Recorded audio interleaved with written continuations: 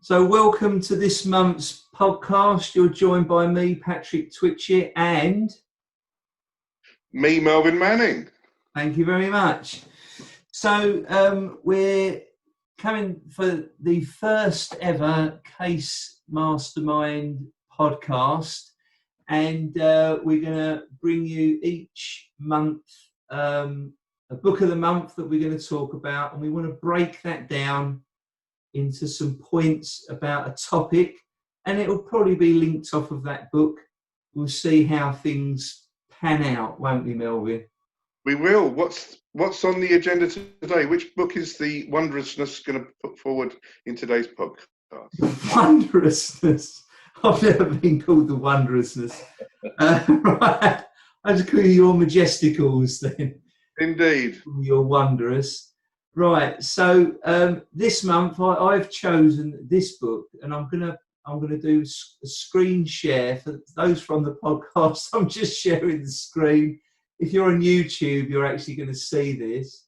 So this is Think and Grow Rich by Napoleon Hill, and for anyone on YouTube, you can see the original 1937 edition, where Napoleon Hill looks a very sprightly, shaved young man, a bit like what you can see that Melvin looks like at this moment too. Yeah, we'll take that. We'll stop sharing that now. Now you can see I'm really technical. So this book was very inspirational for me. That's why I chose it, because I read that in my early personal development days. So I'm going to give you a quick story behind that, because everyone likes a story. So there was a guy called Andrew Carnegie, and I don't know if he's a relation to Dale Carnegie, so if anyone wants to message us in and tell us whether he was related to Andrew Carnegie or not. But Dale Carnegie wrote the successful book, How to Win Friends and Influence People, which I'm sure that will feature in the months to come. But Andrew Carnegie was a steel businessman. I think he was from Scotland. And again, I don't know all the details. But he commissioned Napoleon Hill, who was a young journalist, to write a book.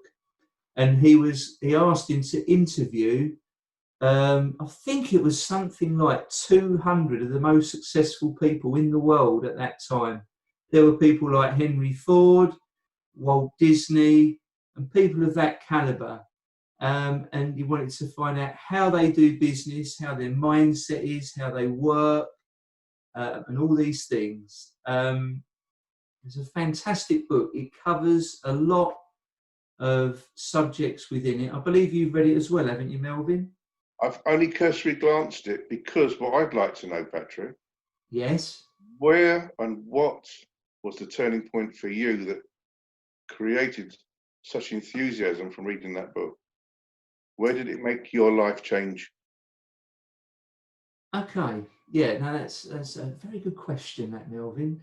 So, there was certain aspects in there about what people did to position themselves and generate the success that they had. There were very important aspects in there. One of them was, and I believe it was Henry Ford. Henry Ford had someone come into him and said, yeah, but you're illiterate, you're this, you're that, because I don't think he was super intelligent, and he was heavily criticised for that. He may have even been dyslexic, that I don't know. But he said, I may not be intelligent, but at the press of a button, I can have 12 people in this room that are experts in each of their fields, and they're the people that I refer to. And around that subject was what Napoleon discussed, was the concept of a mastermind group. And he made a very profound statement in that book. I don't know whether he's the originator of that statement, but it was, you are the compound result of the 5 closest associates that you spend the most time with. Yeah.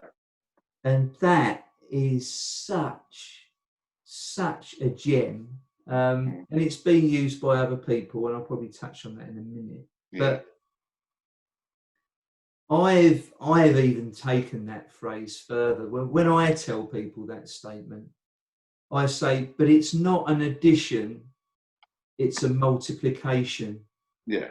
So if we gave people a level of between 0 and 10, and 10 would be some super enthusiastic guy, someone like Tony Robbins or someone like that, who you know, lots of energy, lots of positivity, to someone who is a bit of a mood vacuum or a mood hoover, someone who drains your energy like a leech or a parasite. I hate gnats, and I hate the fact they suck my blood. And we all know those people that drain the life out of us.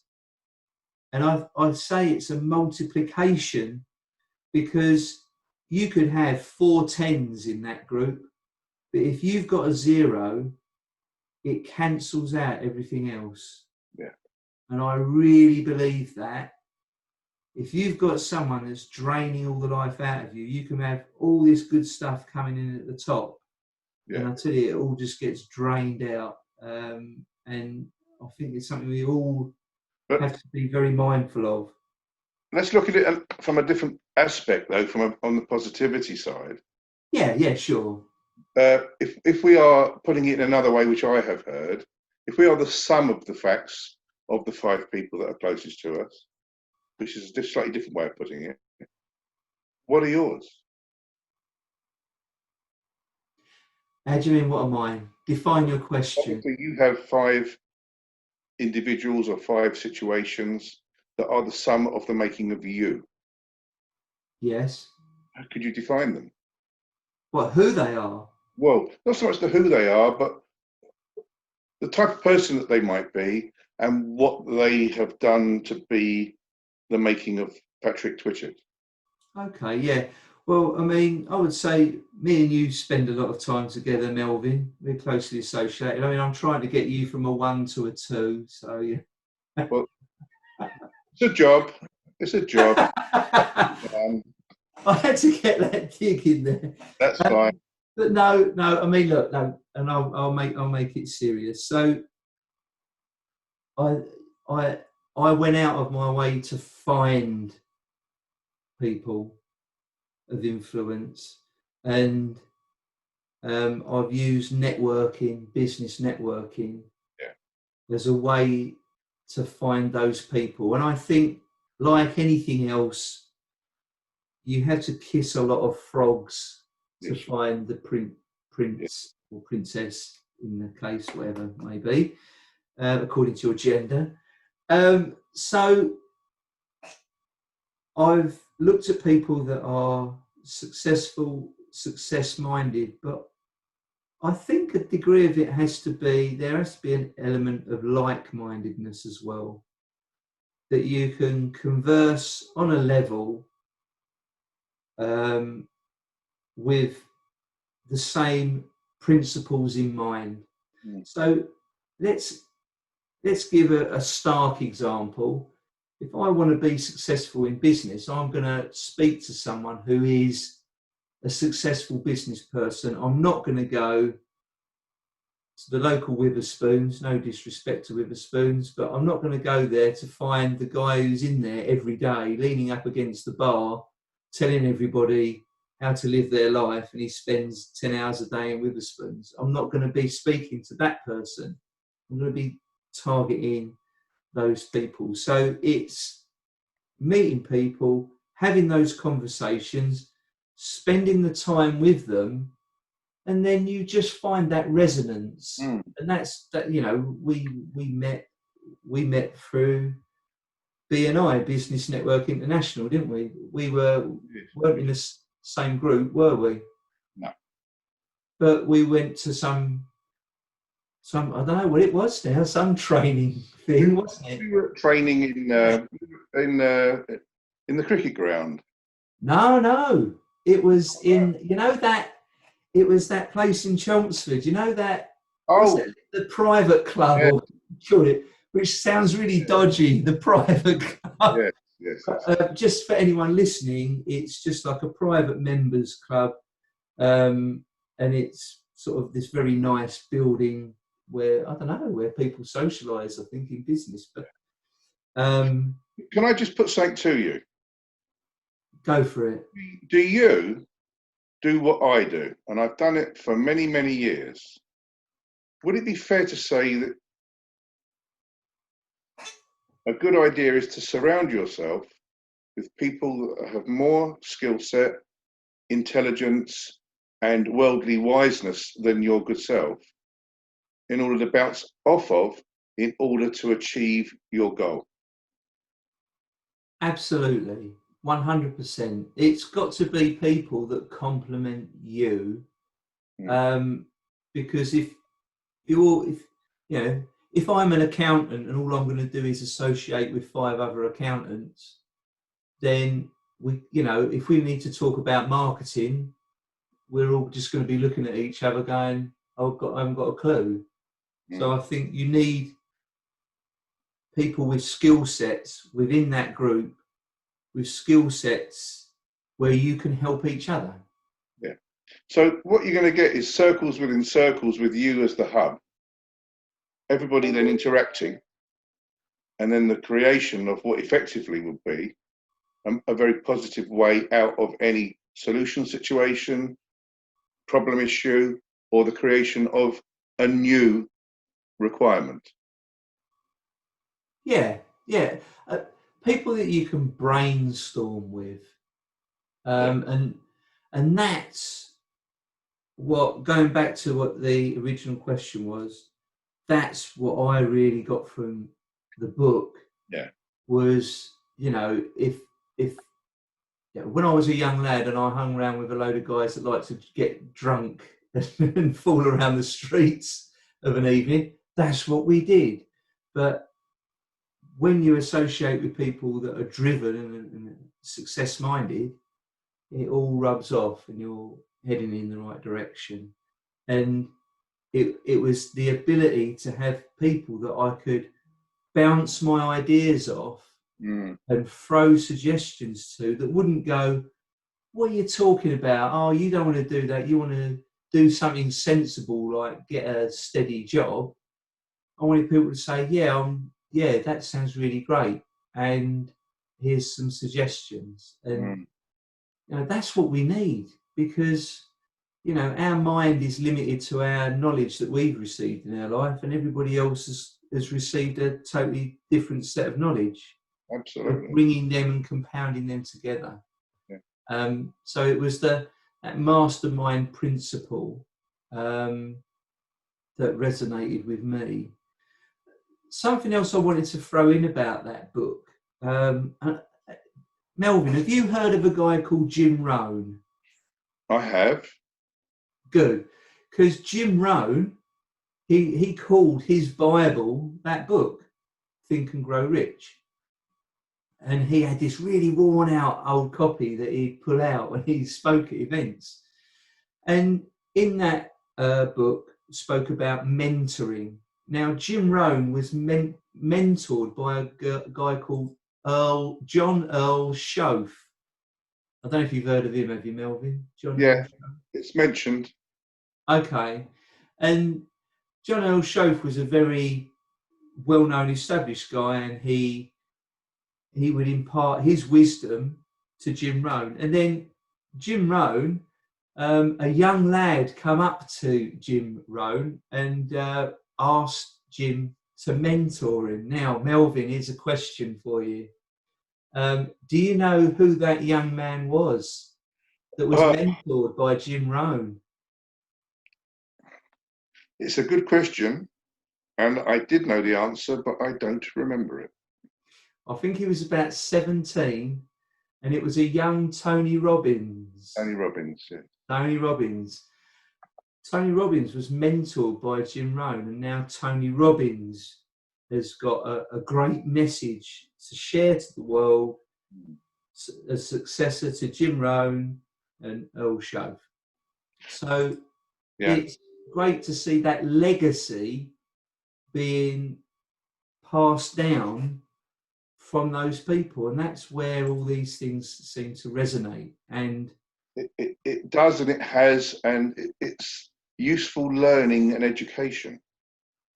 Now, obviously, we're looking to draw on all that information and our own experiences and create a unique situation in Case Mastermind, which is absolutely going to create a point of difference based on, let's say, historic evidence that these situations are very, how can I put this in the nicest possible way, beneficial.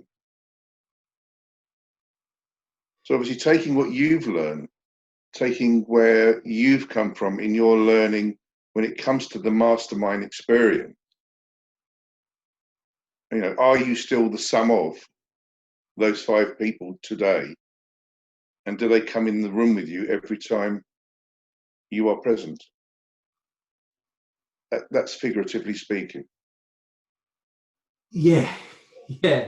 And I think those groups evolve and change. People drop off, and people come on board.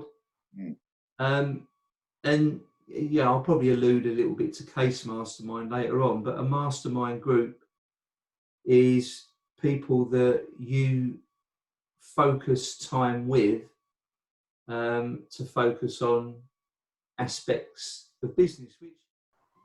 So to those joining us today, just a quick breakaway from our discussion there, just to let you know that if you wanted to know more or be a part of the Case Mastermind community, all you need to do is follow the links in the notes below to our website to find out more.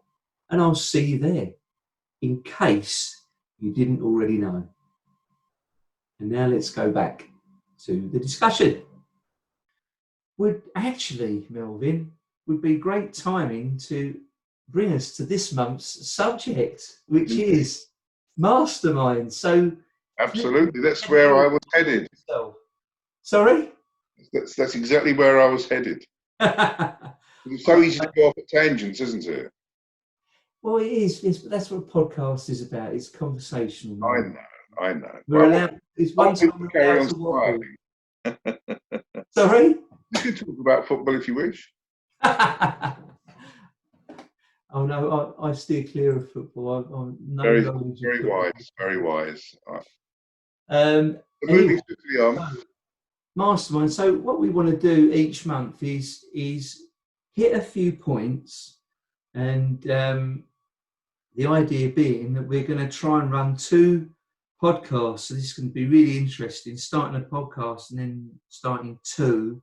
So we're going to have this Case podcast that's going to just cover these long drawn out interviews that have been quite drawn out already, but they're also we're going to filter off the points that we bring up in those ones and put them into individual little ones. But we'll put that into a separate podcast page, site, whatever you call it. So if people want the get to the point bits, they can listen to them. And if they think, we just want to listen to Patrick and Melvin and whoever else is on there, just having a little fireside chat, we can listen to that instead. So I think we should embrace that, Patrick. We should embrace that. We should embrace that with open arms, Melvin. Definitely. So Patrick and Melvin fireside chat. I think that's got some legs. That has. I quite like that. Fireside chats with Melvin and Baldy. Yeah, that'll do. So, mastermind. Where was I? So, masterminds. Yeah. So that's one of the chapters in the book is is about masterminds. So I want to talk about a few points around masterminds, and you may well have some points to add to this as well, Melvin, but I've got three that I've sort of noted down that I feel are quite important about a mastermind group. And let's be practical about this. Anyone can start a mastermind group. It's about getting people together. So my first point would be point one. We call it point one: teaming up with the right people.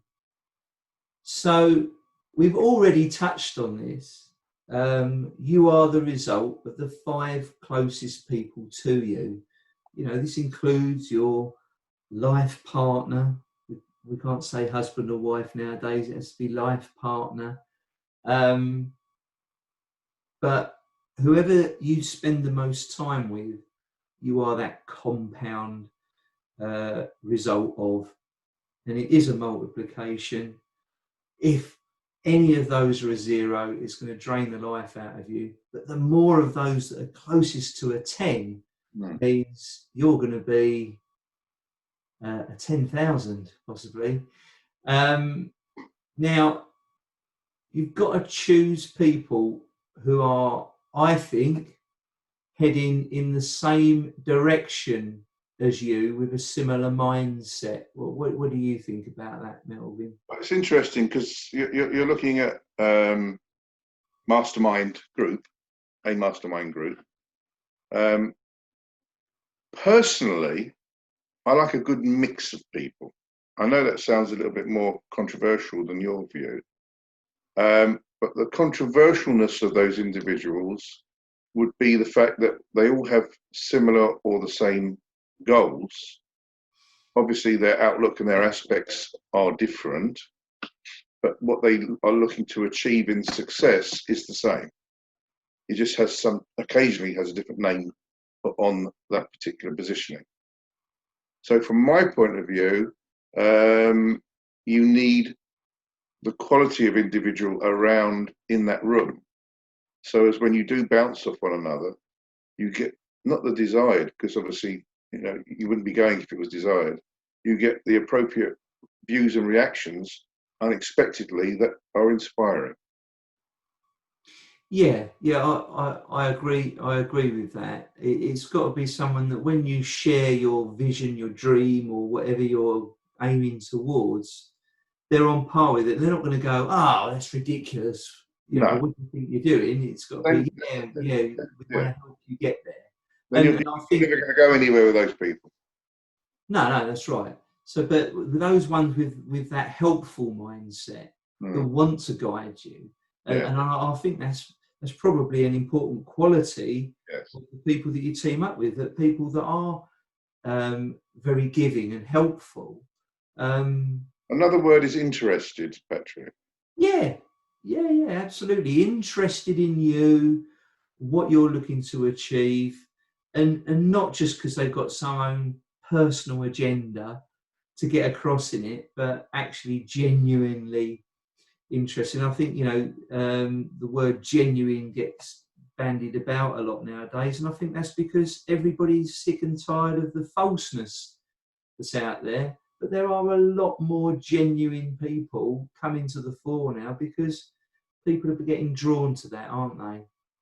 Look, a mastermind group, in my world, the reason I look forward to going to a mastermind group is to be involved with people that are not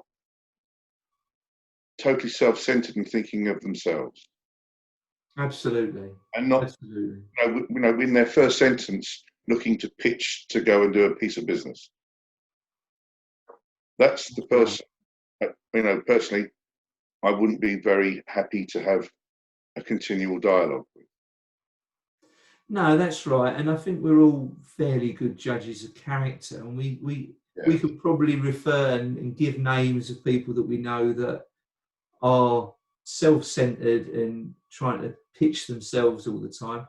And we can also probably name people that are really genuine, love helping other people, really interested in other people, and that I think is where, you know, through conversation and through building relationships with people, you get to know who the right and wrong people are. Yeah. And I think, you know, it's birds of a feather flock together. You tend to connect with people that share that same vision as you, Yeah. and you'll resonate with them, whereas others will tend to repel, like two Yeah. north We can points. we can simplify that, Patrick, because we can say that in the red corner are our hunters. In the green corner are our givers.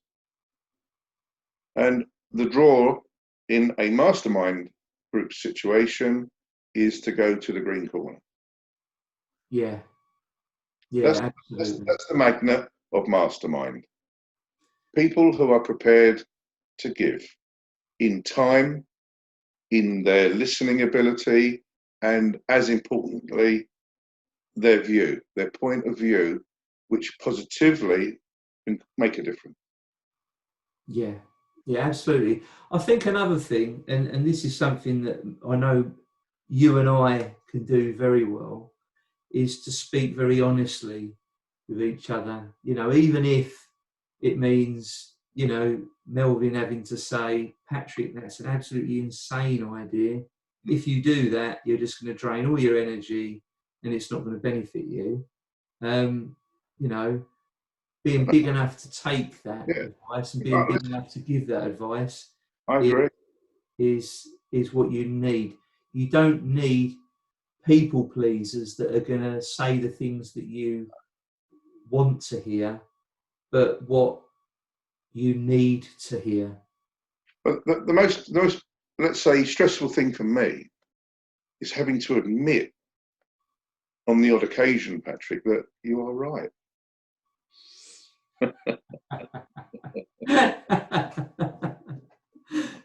I know you don't admit that very often. You don't have much occasion to. But Well, no, but joking aside, seriously, you know, yeah, the people in the room have to be in that kind of environmental thought pattern and ready to be open. yeah, yeah, that's right. Open to give and open to Yeah. receive. So there's your teaming up with the right people, I think, in a nutshell, Patrick. What do you think? Yeah, I think so. I think one important point about that teaming up is, and we've probably already spoken about it in our discussion, but in this particular point, they do not have to be in the same industry as you. I know there are mastermind groups where mortgage consultants will mastermind with other mortgage consultants, and that makes perfectly good sense.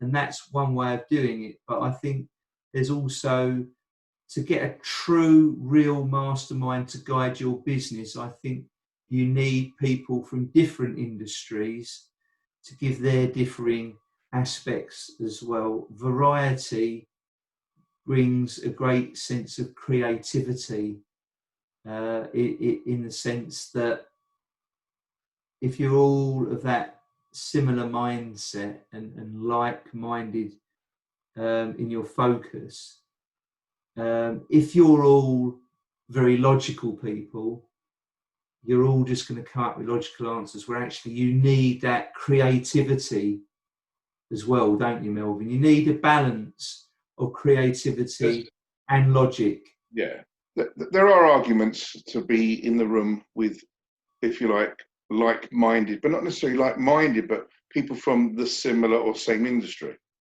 And one or two of them can bounce off of one another with, oh, don't do it that way, do it this way, because when I did it that way, this is what happened, and so on and so forth. So experiences are quite valuable if you don't have certain, let's say, years of having done a particular job function.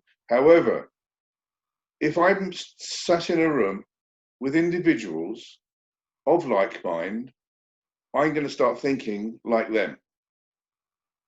Whereas I'd rather be in a room of people who don't come from my industry, who have a completely different outlook on the aspects and the way they conduct their life and their business life too, whereby I can get nuggets from them, which are going to be far more beneficial, bringing them back into my industry and adapting and adopting them. And I have found that there's more of that to be gained by mixing outside of my box than in my box.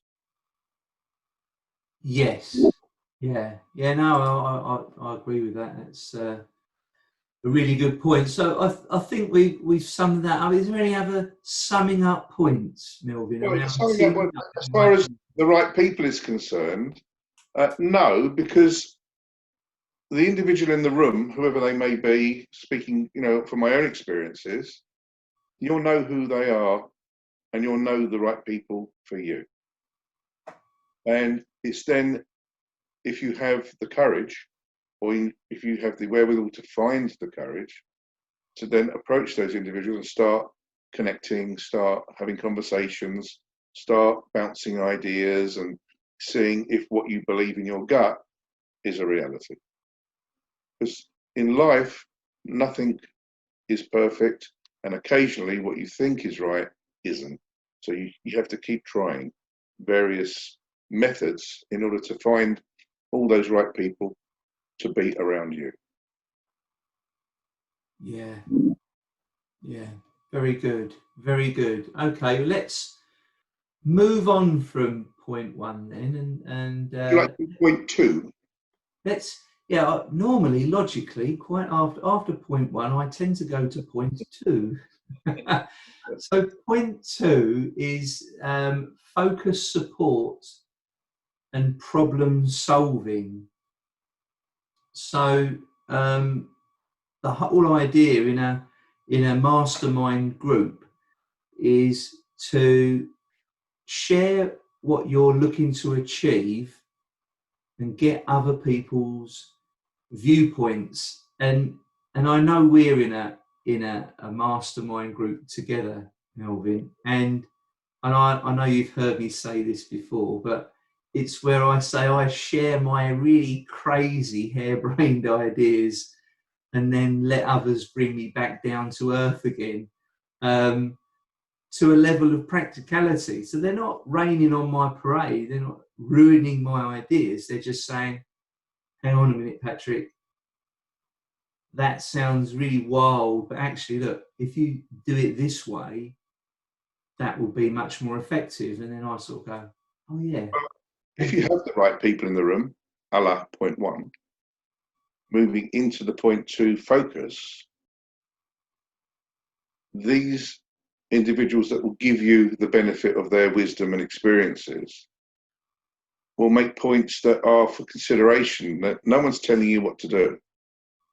And if you want to do any one of your personal harebrained ideas, which there are many, it's just a case of selecting one, not 100, and focusing on that idea. But in a mastermind group environment, it's not no one's telling you that you have to do and what to do. It's just basically throwing up all sorts of aspects of whatever your issue is and helping you with many more solutions that you would not normally have considered. Yeah, I think that's a really good point there, Melvin. And I suppose if I very briefly explain how our mastermind group works, everyone will bring their own suggestion, and I might come to a meeting and I say I'm looking maybe how to brand myself or my business, and these are the sort of ideas that I've got, and I want to throw that out to the room. Everybody comes in and gives their opinions, and I can then select from that and bring me to a place of a focus for that next month or however long. I mean, we do a monthly meeting, don't we, Melvin? And I think that's quite a good time scale. So by within that month, I've set a target to achieve that one thing. And I think that focus of it being one or maybe push two things it's keeping it so you're not trying to overachieve too much, because I think if you push too much, Melvin, you just don't achieve anything, do you? Well, you just go around in circles, and what you end up doing is whoever you're working with, you end up disappointing them, or whoever you're trying to connect to, you end up not connecting and disappointing yourself.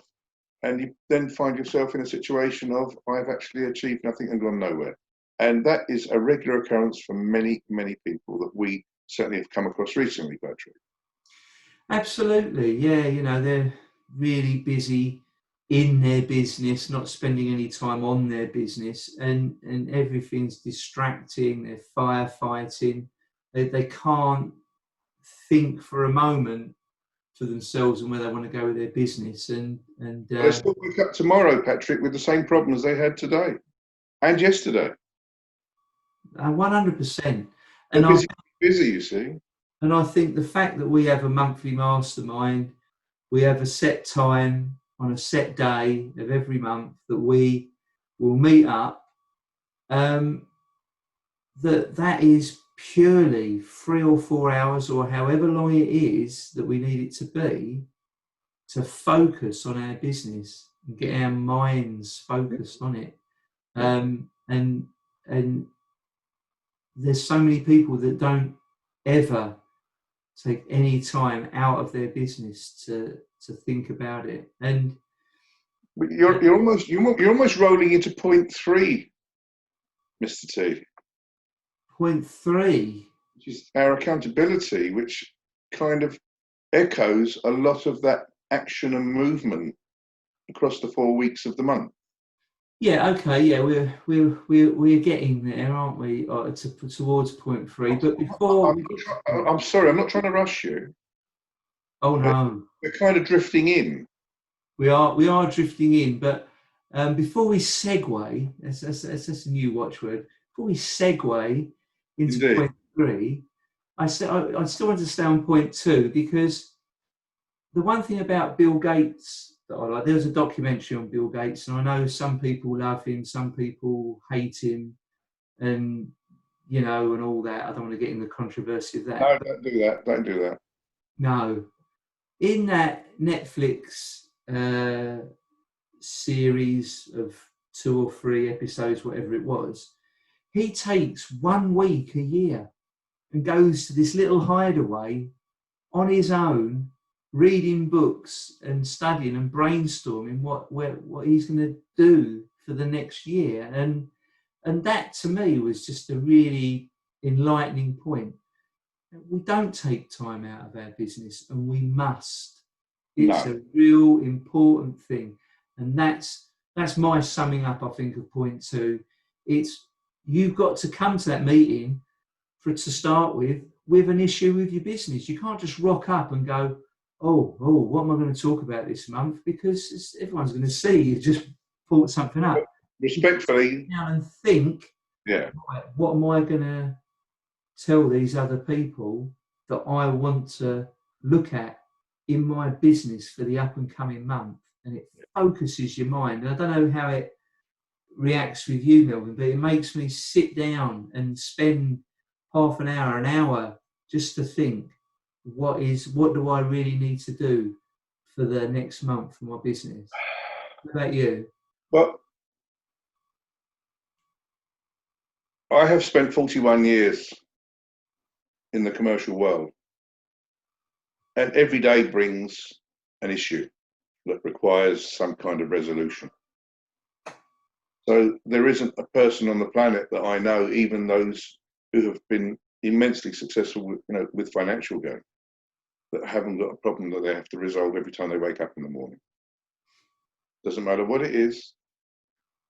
It might not necessarily be a problem as in the bitter word. It might just be something they have to resolve, a job they have to do, whichever the case may be. The 24 people that signed up in our last mastermind all were visiting with the intention of talking about and sharing a problem of which they would like to have had some help in resolving. Yes, and that's our focal point. Yes, and we have to. And I was the one that started it. I've said the word problem, and what I should have said was the word challenge. Shouldn't I, Melvin? Challenge is far better. Yes, challenge is a much more. Can I just say, it's far more mellifluent. You wanted to throw in your mellifluent word. I had to do it. It was just impossible to actually hold back. It's like being on a podcast with Stephen Fry, isn't it? You're going to bring out that word that I know nothing about. Allow me to read you. It's the pleasingly smooth and musical to the ear, to the ear. It's a nice flow. Well, thank you for that mellifluent interjection, Melvin. Next week, I want everyone to find out the meaning of the word persiflage. The word what? Persiflage. I'm not going to tell you. That'll be in our next instalment. Persiflage. It sounds like a bloke that works down at the garden centre, doesn't it? Persiflage. Good old Percy, yeah. Persiflage. Okay. Coming back to our subject matter. Persiflage. Well, I hope it's not rude, Melvin. I'll be You'll very. be cleaning it for the next month. The family podcast, right? So, Do we digress? have we summed up point 2, Melvin? Do you think? Point 2, obviously, is our focused support and problem solving. Challenge solving. It's the challenge. It's the challenge of getting through to a group of people and asking, what do they think? Indeed. Very good. So, well summed up there, Melvin. So, point 3 is Your favourite. Pardon? Your favourite. Is that my favourite? I think so. Yeah, accountability. Accountability. Yeah. Oh, why do you say that's my favourite? Because you're so regimented. I like people to hold me accountable, and I like to set a date. If you don't set a date, it doesn't happen. No, so it's admirable. It's admirable. So,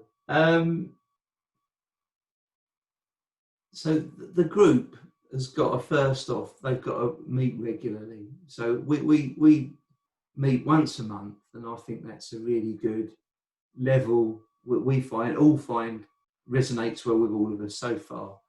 That monthly is good, but I think in addition to that, you can within that group have an accountability partner or an accountability buddy, or however you want to call it. A friend. You hold yourself accountable too, because if you're going to set an aim or a target to achieve something, it is good to share that. And I think it on that point, you have to be careful who you share your aspirations with, because and I know we probably sort of touched on this earlier, but you know, if you was to say, I want to have a business turning over £1 million a month turnover, with 500 staff, and you're in your early days of your business, I mean, you don't want to be setting these grandeur. You've got to have stages of tasks, as I'm sure we all know, but you wouldn't necessarily go and share that with your mum, because she'd say, oh dear, that sounds very stressful, dear. You might make yourself ill. Or you don't want to be doing something like that. No, she'd be more worried if you're wearing a vest or not. I wouldn't worry about that. But you know what I'm saying? There's people that love you and are very concerned for you and wouldn't necessarily help you aspire. But there are other people that will say, well, let's help you get to that place. So, your accountability partner is someone that you're sharing what you're looking to achieve and holding you accountable to that. And you can do that on a daily basis, weekly basis, monthly basis, yearly basis. Yeah. But it's like, you know, me and you hold each other accountable all the time, Melvin. And Yeah, but that's called sport. sport. Well, you're a good sport. You're a good sport. Well, there is another aspect. We'll say we're going to do something. Yeah. And of course, me being the regimented one, will always say, when are we going to achieve that by? And I will totally ignore that, of course. But then I hold you to account for it. You do. So. But there's also another word over and above accountability, which is obviously very, very regularly used in the business world, that you're accountable. But Melvin, it's not going to be a long word like mellifluent, is it? No. I'm not moving into that sphere whatsoever. But what I am going to say is this: we all have friends, and we all have friends in business. We all believe, and we very rarely check it, that we're talking to the right persons for the right reasons. However, in some cases, that unfortunately is not, let's say, from a functional point of view, true, because you're just being led down a garden path by having the same conversations with the same people or persons, and you've actually not gone any further than you currently have. However, you know, accountability is more about getting the right mentoring. Now, mentoring, which obviously creates accountability, is usually with somebody that has experience but isn't necessarily known to you when you first obviously meet them. And then you develop a relationship in time with the focus that is required. So in Mastermind, these options are discussed, because I have found in my own experiences going back 20 years that I was speaking in certain situations to the wrong person. And it actually took me in a direction where I didn't want to be in. And it took a long time to get back in the right direction. And then obviously by finding the right person to be having the relationship with. Yes. You have to be very careful here when, you know, we talk about accountability, because it's not about a slap on the wrist. This is life-changing. So when we do this in the mastermind group, it's done with a lot more due care and attention. Yeah. I mean, our newfound, if you like, joint mentoring conversations, which happen probably on a much more regular basis than you ever wanted it to happen in, is with good reason, because of driving success and positivity forward in the actions that we're involved with jointly and with others. Yeah. And the same rules apply in what we try and encourage in the mastermind group. Yes. So I take accountability a lot more seriously personally. So that last bit again, Melvin. I take accountability a lot more seriously personally. It's just my view. Yeah. It's like anything, isn't it? We all talk about task lists, and task lists are great, but until those tasks go in the diary and in your schedule, they will never get ticked off. No. I remember learning that some time ago, and that was such a key element. Right, if I want to get that done, it goes in the diary. Now, that might go in the diary in 4 weeks' time, might go in the diary in 3 months' time, but it's going in the diary. And then I know if I stick to the diary, it will be achieved. And we have to be sensible in how we schedule things. It's probably a whole different topic, but yeah, but my way's a bit more accountability. Yeah, but I'm a little bit more crude. I'm a little bit more simplified. I like to do 10 things a day. Once I've done 10 things, whatever they might be, that is satisfying. Whatever happens beyond that is a bonus. Because there's only so many, 10 on my list of things to do, I need to hit 10 minimum. You see, now that's where I probably beg to do, and I do cram a lot into my day, and I'm actually having to back it off because I've crammed too much in. And I've recently started journaling in a group as well, and I sort of did that anyway, but I would list 3 main objectives for the day. So when I have my golden hour, and I have a golden hour every day, I'll set at least 3 objectives for the day that I'm going to achieve by that day, and then I review at the end of the day whether I've achieved them or not, and if not, why not, and put them into tomorrow because they've got to be done. So I don't beat myself up over it, but I find 3 is really good and balanced. I mean, 10 is quite an achievement. Let me qualify it. It could be a phone call or 2 or 3. It could be an email or 2 or 3. It could be obviously a document that needs to get done or a form that has to be read and signed. You know, you soon get 10. It's very quick to get to 10. Yeah, no, that's fair enough. And whatever suits the individual, isn't it? Really. Yeah, obviously, in the movement of going forward, not backwards, that is a dent in the things to do column.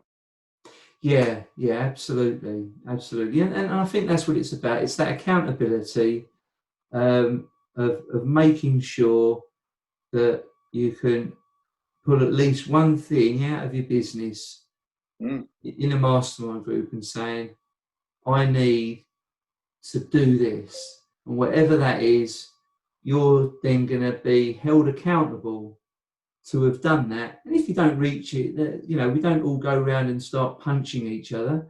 It's okay, you haven't achieved that. Why haven't you achieved that? How can we help you to achieve it? And I think that's about being practical and doing something that, it's going to stretch you, but not overstretch you. Correct. But individually, Patrick, we can provide examples. Everybody's day is different, as you say, but anyone that has that issue as a challenge, then they can pick the bones of 3 or 5 individuals who have given, if you like, their 2 penneth worth an idea, and you can then take that information and condense it and put it into your typical working day and adapt it to work in your environment, picking the bones of the bits that you like. Yeah, that's what mastermind is about. Absolutely. We create the self-learning of the accountability. We're not doing it, we're just encouraging it. Yes. It's down to the individual to take the bits that they like. Yeah, holding yourself accountable, isn't it? At the end of the day, you're holding yourself accountable to yourself. So it's not embarrassing. No. It's not something where you feel uncomfortable. No. It actually is a driver to take you on probably more than 1 or 2 steps up your, if you like, your business life ladder. But it can take you closer to that pot of gold that you're looking to create. Yeah. But for me, if we're looking to sum up accountability, that's what it is. It's you defining your own lines. Yes. Yeah. And it's focusing your mind, isn't it? Absolutely, but with the help of others. But it's only the help. Yes. Only you can actually physically do it. Yeah. 100%. 100%. And in my world, just as an example, just imparting on that particular subject matter, I probably have 4 or 5 people for different aspects of my particular life's journey who I go to on specific aspects, not one. And that way I get the best of all worlds. Yeah. Yeah. And I take the nuggets I want. Definitely. So that's accountability for me. Yeah, that's wonderfully summed up once again there, Melvin. So I don't think we've got anything to add to accountability, have we? Not at all. Excellent. So we need to get towards the end of our podcast before people think, when are these guys ever going to stop and come up for air? Well, I'm sure we can edit a few bits out, Patrick. Oh no! I want it raw. I want it raw. So unless we do something really ridiculously bad, I want it unedited and just going out as is. So it's all good. So we'd like people, if they enjoy the podcast, we'd like them to review it with a 5-star review if you feel that is appropriate. In brackets.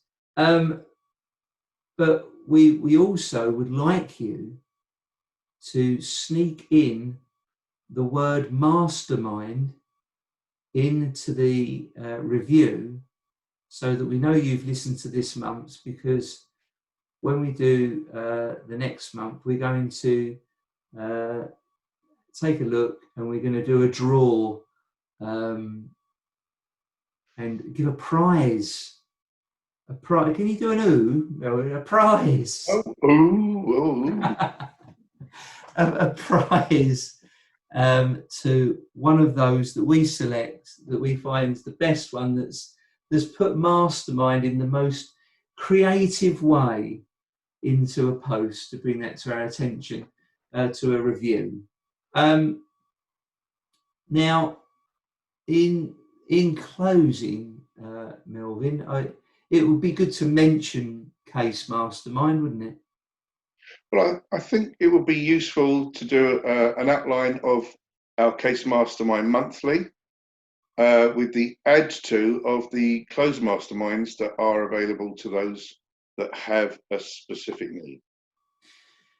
Indeed. So, yes, we hold a monthly open mastermind, and at the moment, because we're still during lockdown times, we're not meeting physically, so we're meeting on Zoom. So a lot of people from outside the Essex area have been jumping in on those, and we'll probably have to continue to do some sort of online Zoom one going forward, I think, to keep those included. When we go back to a physical place to meet, we will. And that will probably be in Chelmsford.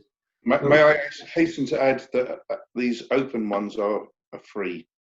They're a freebie. Yeah. Oh, well, when we're meeting physically, there's a little fee for meeting physically, but they are a freebie while they're online. It's only for the biscuit.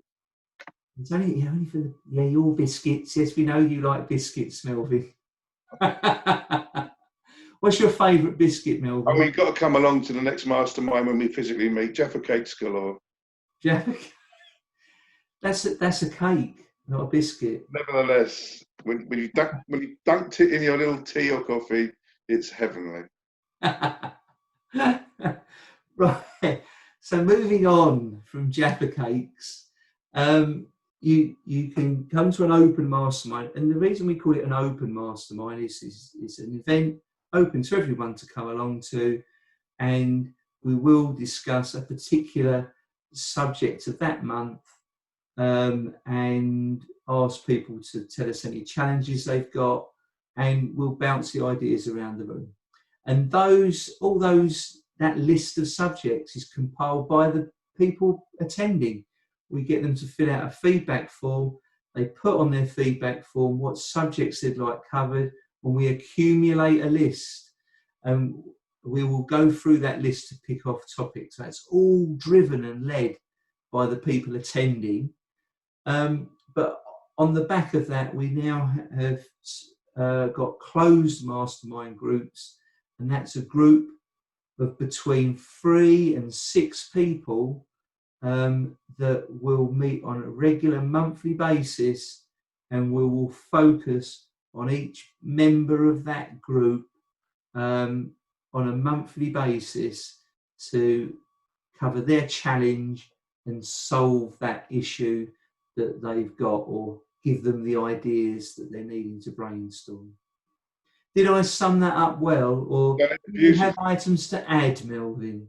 Items to add, only perhaps something that people might like to take a look at for our next podcast engagement, where a useful book, a useful train of thought, which we can discuss at a little bit more length the next time we speak, Patrick. But do have a look at this. Have a look at, Blue Ocean Strategy. Yes, it's been authored by some very clever Americans. But what it's about, and it's kind of something that I've grown up with for over 41 years, from the advertising world that I come from, when you're coming up with campaigning and looking at various ways of promoting and taking a brand out there, a product out there, and such like, in my world, you need to think outside the box. So you've got your regular sea in this book, this instance, as explained in this book, which is your red ocean, which is where everybody else is, and they're all fighting for the same pound. But then you've got the blue ocean on the outside, which is you're outside the box, where you are making a point of difference. You have a very, very significant strategized USP, which is your unique selling point. So as an example for you to think about for our next conversation, Cirque du Soleil. Cirque du Soleil reinvented the circus. They went outside the box. They got rid of the animals. They got rid of the major acts, the big star names, and they created theatre. What are you going to do?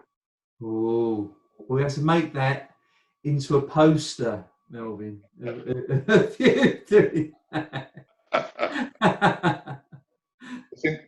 It's interesting, isn't it? Thought-provoking. Very good. That's what we're here for. Absolutely. So I think we need to finish it there for this month, if we've got nothing else to add, Melvin. And say thank you to all of our lovely listeners, both of them. That's me and you. Oh, you're wishful thinking there, Patrick. I was going to invite the neighbour round and try and make it. Invite the neighbours round and try and double the audience. Hey, you've got your wife behind the door, I can tell.